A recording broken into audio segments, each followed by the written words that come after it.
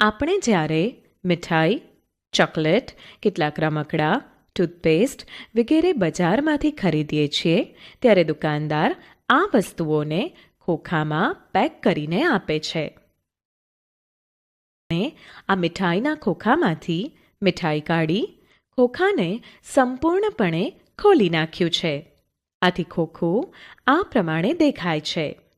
હવે આપણે આ ખોલેલ ખોખામાં અહીં દર્શાવ્યા પ્રમાણે સળ જોઈ શકાય તે માટે તેના પર ત્રુટક રેખાઓ દોરીશું અને તે ત્રુટક રેખાઓ પરથી દેખાતા આકારોને આ પ્રમાણે વાળતા ફરીથી ખોખું બનાવી શકાય છે. સમઘનને 6 બાજુઓ હોય છે તેમજ સમઘનની દરેક બાજુ ચોરસ હોય છે. અહીં એક આકૃતિ દોરેલ છે જેમાં 6 ચોરસ છે તેમજ તેમાં દોરેલ ત્રુટક રેખાઓ દેખાય છે. આ આકારોને કાપી લો.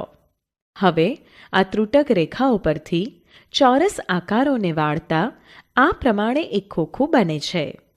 આ ખોખું એક સરખા માપના 6 ચોરસ આકારની બાજુઓ ધરાવે છે.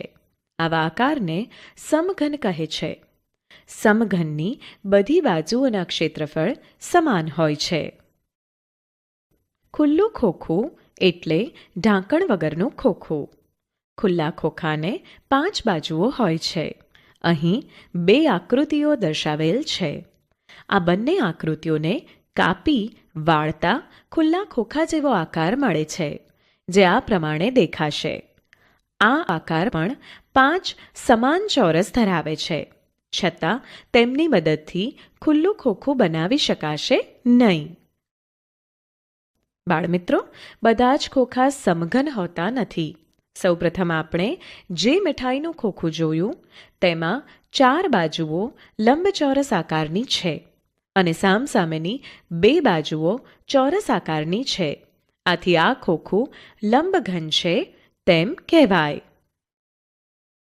તદુપરાંત અહીં આકૃતિ 1માં દર્શાવેલ આકારો 1, 2, 3 અને 4 ત્રુટક રેખા પરથી વાળતા આકૃતિ 2માં દર્શાવેલ જુદા જુદા પ્રકારના ખોખા અનુક્રમે 1, 2, 3 અને 4 બને છે.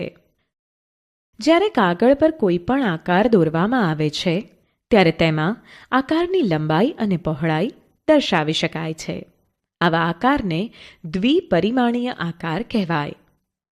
તેમાં ઊંડાઈ વાસ્તવમાં હોતી નથી કેમ કે કાગળ પોતે દ્વિપરિમાણીય છે, જેમ કે ચોરસ, લંબચોરસ, ત્રિકોણ વગેરે. પરંતુ જ્યારે કોઈ ચિત્ર વિશિષ્ટ રીતે દોરવામાં આવે કે જેમાં લંબાઈ, પહોળાઈ અને ઊંચાઈ દર્શાવાય ત્યારે તેને ત્રિપરિમાણીય યથાર્થ ચિત્ર કે વાસ્તવિક ચિત્ર કહેવામાં આવે છે. દાખલા તરીકે, એક ઘર બનાવતા પહેલા સૌપ્રથમ તેનો નકશો બનાવવામાં આવે છે. અહીં કોઈ એક ઘરની રૂપરેખા દર્શાવતો નકશો છે. તે દ્વિપરિમાણીય ચિત્ર છે. તેમાં ઘર કેવું દેખાતું હશે કે બારીઓ કેટલી ઊંચી હશે વગેરે જાણી શકાતું નથી. જ્યારે ઘરના આ ચિત્રમાં ઘર વાસ્તવમાં કેવું દેખાશે, બારીબારણા ક્યાં હશે વગેરે વધુ સ્પષ્ટ રીતે જોઈ શકાય છે. આ ચિત્ર નકશામાં દર્શાવેલ ઘરનું ત્રિપરિમાણીય યથાર્થ ચિત્ર કે વાસ્તવિક ચિત્ર છે. 1. સૌપ્રથમ સમઘનની પાછળની તથા આગળની બાજુ દેખાય તેમ 2 ચોરસ આ રીતે દોરો. 2. ત્યારબાદ બંને ચોરસના ખૂણાઓને જોડો. તેથી સમઘનનું વાસ્તવિક ચિત્ર તૈયાર થશે. કોઈ એક ત્રિપરિમાણીય ચિત્રને જુદી જુદી બાજુએથી જોતા તે ચિત્રમાં દર્શાવેલ વસ્તુની લંબાઈ, પહોળાઈ અને ઊંચાઈમાંથી કયા કયા પરિમાણ જોવા મળે તે સમજવા માટે એક ઉદાહરણ લઈએ. આ દિવાસળીની પેટીઓનો ઉપયોગ કરીને બનાવેલ પુલનું ત્રિપરિમાણીય ચિત્ર છે. આ પુલને ચિત્રમાં દર્શાવ્યા મુજબ નવીન અને ભાસ્કર પુલની લંબાઈની સામસામેની બાજુઓથી જુએ તો તેમને પુલ કંઈક આવો દેખાશે. તેમાં તેઓ પુલની લંબાઈ અને ઊંચાઈ વિશે અનુમાન કરી શકશે, પરંતુ પુલ કેટલો પહોળો હશે તે જાણી શકશે નહીં.